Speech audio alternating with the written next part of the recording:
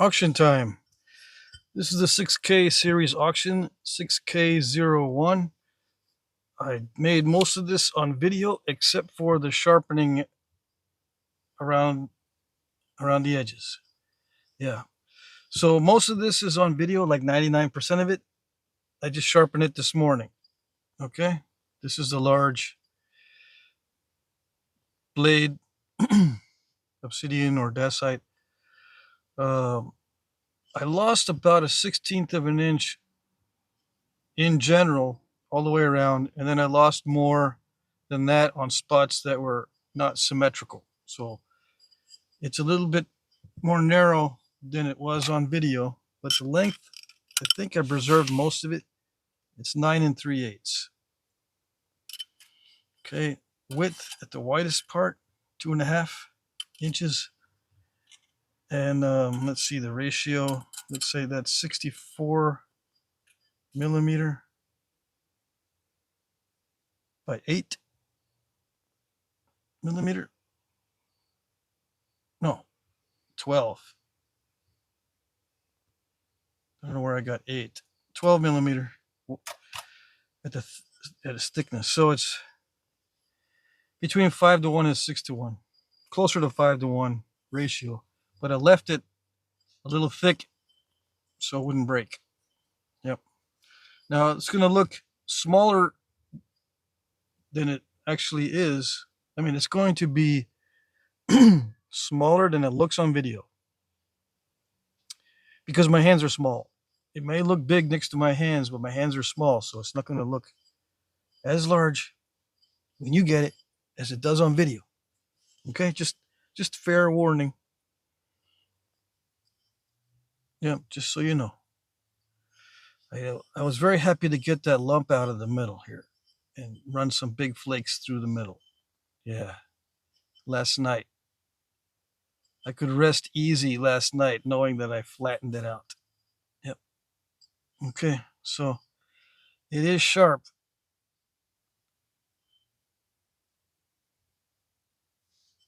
I tried to get rid of all the dull spots.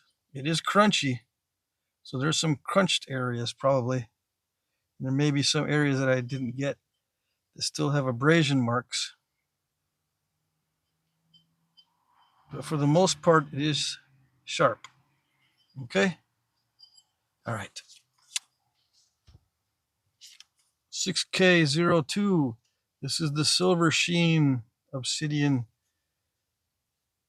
point that I made on video. Yeah.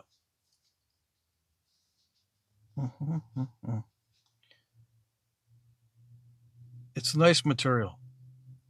Very nice. Both in terms of the look of it and the nappability. But like all obsidian, it does crunch a lot on the edges. I try to get rid of all that crunchiness. It'll crunch at the bottom of the notches too. Yeah. And it'll get crunchy near the tip, but I try to get rid of all that. Okay? And I don't have much of this at all. This is kind of a rare type, I imagine, because it's sort of got that aurora borealis look to it. Because there's other obsidian in the batch that has that way of catching the light that makes it look that way. Yeah. All right. How long is it? 3 inches exactly. By 1.75 inches. Yeah. I don't know the ratio. It's pretty thin. That's the ratio. Pretty thin. 6K03. I made this Clovis this morning. Yeah. I cheated and made that flute last. Let's see. I usually don't flute it at the end, but this one I did just for you guys. And guess what? It's transparent in some areas. It is a triple flow, but you can barely see any red in it. I mean, I thought there was some red Yeah, you can barely see some red up here near the tip when when it's in the proper light. Yeah, it's kind of a brownish almost, but it is triple flow. I like the way it naps. I did I did sharpen it really, try to sharpen it really well. Yeah, and then it's ground down like all Clovis right here and on the stem. I mean around the stem and then the base. Okay, it's got that biconvex cross section. Clovis points are usually not really thin, in case you didn't know. Some of them are quite bulky, but this one is average. This flute went kind of weird. There was some weirdness here. It was my flaking. I thought it was going to be nice and smooth. It looked smooth, but it looked like, I guess there was some undetached flakes that caused the flute not to travel in that area. Yeah, but it traveled pretty far up this way. And then I hit it again down here. So it's got more than one thinning flake there.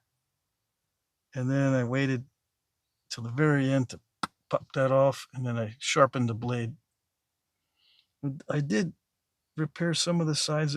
There's a couple of intruding flakes and a couple of flakes that rode up on the top of that step fracture. The step fracture was actually more pronounced than that.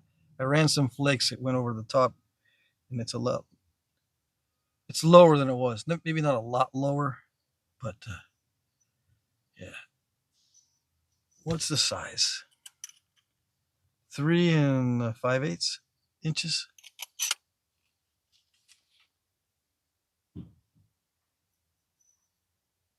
I like this shape. I don't know if they made Clovises of this shape with this material. I know Clovises were made in the Northwest where they find obsidian, but I don't know if they were of this shape. This is just my favorite shape of Clovis. Widest in the middle. I don't really like the straight sided ones, and I don't like the ones that have the flaring ears. Just personal preference. I like a deep concave base, not flat and not too concave. Okay. Yeah, I like it.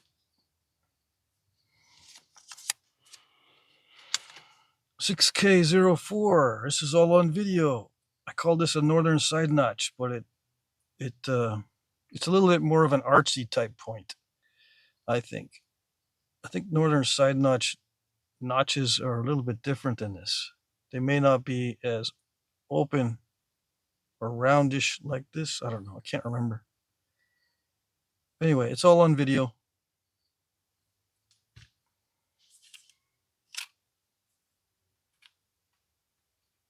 3 5/8 or 3.5.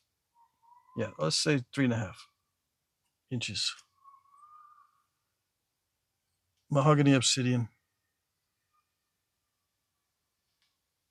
but it's a high grade mahogany obsidian. I was able to run flakes easily. Yep. Last but not least, 6K05, 6K05. It's a box of bifaces. There's no brokes this time. Bifaces and preforms. Some hunting point types. I was going to use these as patterns, but I needed to flesh out this box, so I just put them in here. I put some clear lacquer over the top of these two, so I wouldn't lose the numbers. Yeah, 270 grains on that one. These are all Edwards Plateau or Georgetown. I think this one might be Georgetown. All these are all raw. Yeah, 150 grains, 200 grains, and 270 grains. Yeah.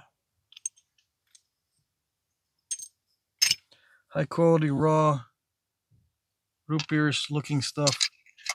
I say root beerish because it's not really red enough for me to call it root beer, but it's close. So it's root beer ish. High quality raw. These are, oops, 2 3/4, 2 3/4. This was 3 1/4, 2 7/8, 2 7/16, and let's see, inch and 3/16, inch and a quarter, inch and 3/16. Yeah, I was gonna keep this one for sure, but we'll just offer it. I need to make more of this size, and it's hard for me to find material of this size that I can use for these hunting triangles. These are what I call hunting triangles. It's hard for me to find material of this size for this type of project. Because even if I can get a biface like this, it's still not long enough. See what I mean? So yeah, to get this weight, I need a 3 1/4 inch long point, and fairly thick too. Okay, so this one I was going to finish out this morning, but it was taking me way too long. So I said, no, I'll just put it in the box of bifaces. Yeah. I still got 2 more passes on each side to go, but I was thinking, yeah, it's taking me too long. And I don't like doing these. But this is the preform that I start out with before I actually start running flakes to the center line or to the midline to try to get a nice even median ridge and flaking. So it's in the process of being shaped like that. But I was getting tired of it, so oh well. And then this is black butter, in case you don't know or haven't experienced it. Black butter obsidian or black butter dacite. I was gonna make something out of it this week, but oh well. Ran out of time. Same with this one. This one is I think it's a heat treat, Georgia Flint River chert. I was gonna make a point out of this, but ran out of time. Okay. And these are just for just backup preforms for arrowheads. I like that material, but you can have it. Yeah, I'll let it go. All right. Not too many items. I was a little bit busy. Okay, these are my cheat notes. There's a better description of the auction in the description box. There'll be an auction every Monday. Please look at my previous auctions to see how they work. Yeah. Bid in the comments section under one of my pre-populated comments. All right. If you don't know where to bid, just put in your bid somewhere in the comments section and we'll sort it out. I will like your comment if I see it. Yeah. After a while, if you don't see a like on your bid or your comment, then you have to ask me in the comment section, did you see my bid? And if I don't see your comment, then I'm not seeing your. If I don't respond to your comment with a like, then I'm not seeing your comment. So you got to either get on your computer and bid, or change your device, or use someone else's phone to bid, because it's usually on your end if you can't get through, or if I don't see it. It's not always on your end, but it's good to switch up what you're using so that you can try again. And if you get a like on it, then I see it. Okay. Try not to bid at the last minute. Please be aware that I'm using YouTube's time tracker and it's not always accurate. Yeah, it can be up to 2 minutes off. Just be aware, because you may think you're bidding on time, which you are. You and I both know you're on time, but YouTube's time says you're not, and it doesn't count. And I'm using YouTube's time because that's what everybody sees. Yeah, that's as fair as I can get by using YouTube's time, because it's all out in the open. Okay. Shipping is free in the US. International shipping is discounted, but not free. I'll add $10 for a lightweight international package and $20 for a heavy international package. I will provide tracking numbers. I accept PayPal. Either I can send you a request, or you can just send it directly to me, or we can use paypal.me. I also accept Venmo, Cash App, checks, or money orders. Okay? We'll discuss all this in the emails when you send me an email. Winners will be announced at 1 minute past the hour. The auction ends tonight at 9 p.m. Eastern. But pay attention to your time zone because it's different for each time zone. If you're on Central Time Zone, the auction ends at 8 p.m. If you're on Mountain Time Zone, it ends at 7. If you're on Pacific Time Zone, it ends at 6. All right, so get your bids in before the top of the hour. I start announcing winners at 1 minute past the hour. Okay, it gives me time to scan, to refresh, and to look at all the bids and make sure I record all the timestamps and make sure I know which ones are on time. It takes me about a minute to do that. So and then I start announcing winners at 1 minute past the hour. Yeah. It's not a live auction, okay? So I just post this video and I wait until it's over. And then I start announcing the winners. And I just look at the comments. Yeah. You will be notified in the comments section if you are the winner. Yeah. I'll cut and paste a little response to you and tell you that you've won. Please email me your information if you are new. Yeah, my email is jackcrafty2@gmail.com. Do I have it on here? I don't know why I don't write it on here. Let's see. Just so you know. I don't have the correct Sharpie. Yeah, let's see. jackcrafty, the number 2, @gmail.com. Okay, if you're new, email me. Even if you're not new, you can email me. Yeah, it's not against the law. Not yet, anyway. Okay, so we'll do all the arrangements for payment and addresses and all that, the mailing addresses and all that in the emails. Okay, all right. So that's it for the rules. Like I said, there's a better description in the description box, or a longer description. And if you have questions, you can email me, or you can just ask the questions in the comment section. Okay, hope you liked this week's items, and good luck.